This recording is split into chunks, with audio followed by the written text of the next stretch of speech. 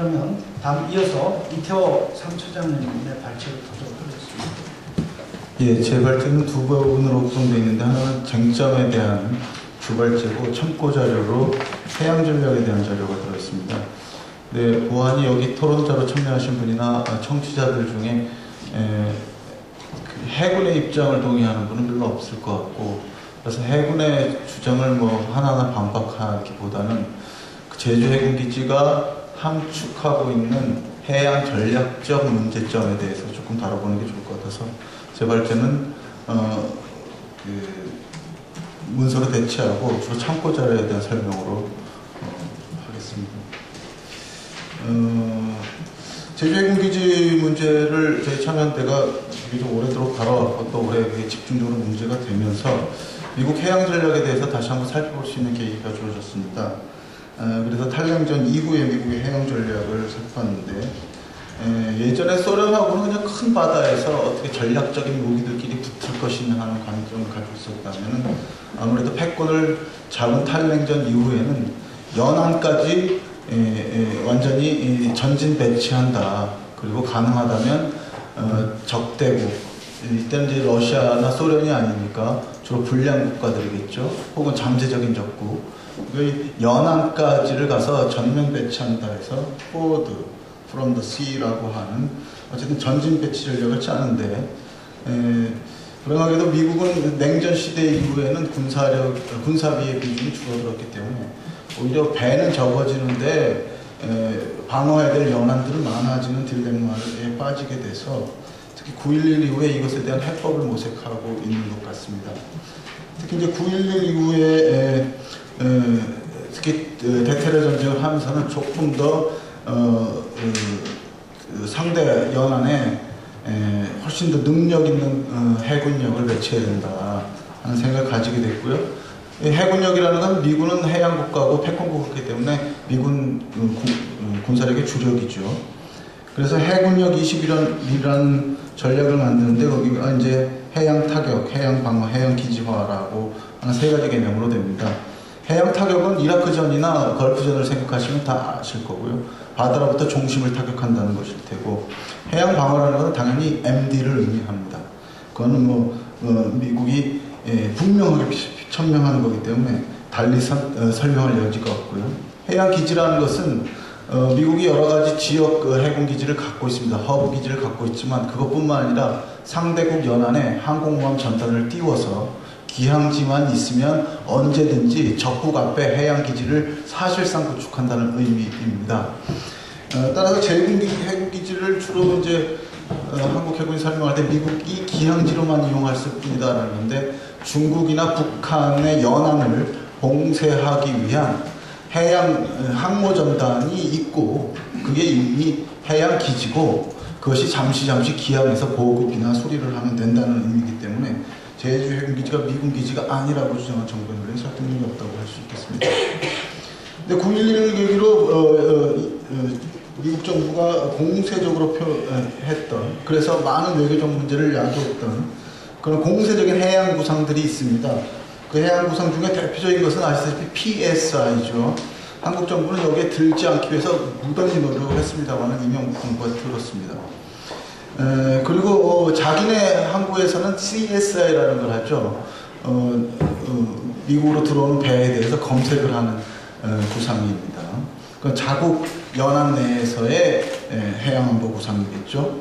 근데 미국은 그거 말고도 2004년 이후에 지역 해양 안보 구상, 이런 마리타임 시큐리티라는 지금 우리 해군이 얘기하는 것 똑같은 개념의 해양 안보를 얘기하게 되고, 공교롭게도 이 얘기를 하면서 우리 한국 해군도 해양 안보를 주장하게 됩니다.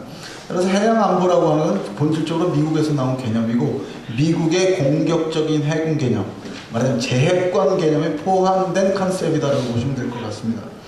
그런데 특히 이 MSI, 특히 지역 해양 안보 구상을 먼저 실현하려고 했던 건 아무래도 동남아시아였습니다. 말라카예요.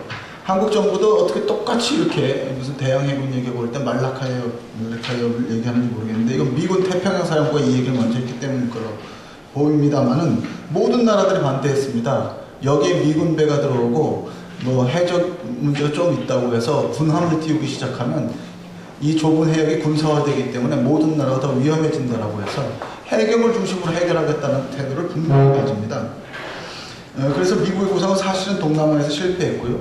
당시 말라카야협에서 가장 중요한 문제는 사실 해적도 아니었고 발리에서 그때 당시에 약간 테러가 있었긴 했지만 해양에서의 테러는 전혀 없었습니다. 제로고요. 사실 가장 큰 문제는 불법 어뢰였다고 합니다. 불법 어뢰를 위해서 막기 위해서 이지스함을 띄울 일은 없었던 것이죠. 그리고 실제로 국제 사례를 특히 동남아시아 아까 여러 가지 사례들을 주셨는데 이런 해양 안보 구상이나 미군과 같이 패트롤하는 말하자면 해양 경계를 하는 거 말고 사실 다양한 해경 간, 정부 간, 말하자면 국토해양부 간 그리고 비군사적 협력 기구들이 무수히 많이 있습니다. 특히 RMSA가 사실 실패한 이후에 많은 나라들이 그거 말고 다른 방법을 모색하고 있죠. 유엔 해양법 협약은 이남주 선생님이 말씀해 주셨는데요. 공교롭게도 뭐 베트남과 중국이 이거 가지고 남사군도에 싸우고 있지만 미국은 여기 가입하지 않았습니다. 그 주된 이유가 법으로든 군사력으로든 미국은 한 번도 항행의 권리를 제약받은 적이 없기 때문에 굳이 비준할 필요가 없다는 게 의회의 논리였죠. 그리고 실제로 동북아시아에서 뭐 이런 해양법 협약과 아무런 상관없이 계속 제해권을 유지하겠다는 독트린을 유지하고 있습니다. 그 외에 일본이 RMSI를 지지하다가 망한 다음에 다시 한 게 위캡이라고 하는 지역 주로 이제 해적과 해양 강도에 대한 아시아 협력 기구인데 이건 해양 부들이 참여하고 있고 우리 정부도 참여하고 있습니다. 국토해양부가 참여하고 있고요. 해경간 연합 기구도 있습니다. 거기에도 역시 여기는 중국도 인도네시아도 말레이시아도 다 참여해서 사실 이런 게 보다 협력적이고 효과적인 기구이고 우리도 참여하고 있는데 이런 것을 왜 이용하는지 모르겠습니다. 아까 미국이 배가 부족하다는 말씀을 드렸는데요. 근데 난데없이 미국의 합참의장 지금 합참의장이고 예전에는 해군 참모총장 머런이라는 사람이 천척 해군 구상이라고 하는 것을 내놨는데 냉전 때는 600척인데 지금 300척밖에 없고 근데 테러와의 전쟁을 수행하기 위해서 너무 적다. 어떻게 할 거냐? 우리가 핵 잠수함이 점점 줄어드는데 동맹국 잠수함을 이용하면 우리는 전 세계 200척의 잠수함을 띄울 수 있다. 각주 10번을 보시면 될 것 같고요. 그럼 해군배는 전략적 함정만 1000척을 띄울 수 있다. 왜 연합해군을 구성하지 않냐? 해서 이른바 연합해군 구성을 한 것이 지금 얘기하는 여러 가지 미국 해군 전략의 핵심이고 한국에 대해서 혹은 동맹국에 대해서 지역적 역할을 강화하는 것. 그리고 그 이후에 동맹국들이 이른바 대양해군이나 해양전력을 강조하게 된 것은 다 이런 컨셉에 직간접적으로든 영향을 받고 있다고 볼 수 있겠습니다. 그럼 2010년에 나온 미 해군 지침서를 보면 해양안보는 임무라는 것은 대량 살상무기 확산 방지, 테러 방지, 해적 방지, 기타 비정규 대비라는 것으로 이른바 PSI, CSI, RMSI가 다 합쳐져 있고요.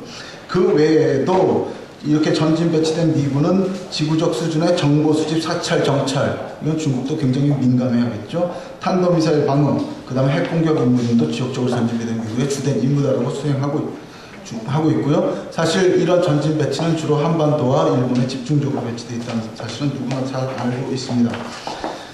미국 주 해양 파트너십과 동아시아 문제를 다시 한번 보면은 아까 말씀드렸다시피 미국이 이런 새로운 개념에 따라 전진 배치하는 4개 전략 지역은 유럽 대서양 지역이고요. 이건 우리가 약간 무관합니다만 아덴만 지역, 그 다음에 동남아시아 지역, 동북아시아 지역입니다. 아덴만 지역은 우리가 한국군이 이미 파병되어 있는 지역이고요. 동남아시아 지역은 말레카야 지역과 남사군도 지역이 있고 동북아시아 지역일 텐데요. 그것을 다시 나눠보면 동남아 동북아에는 말라카협, 남중국해, 그 다음에 대만해협 및 동중국해, 그리고 황해 인근도 구분되겠습니다.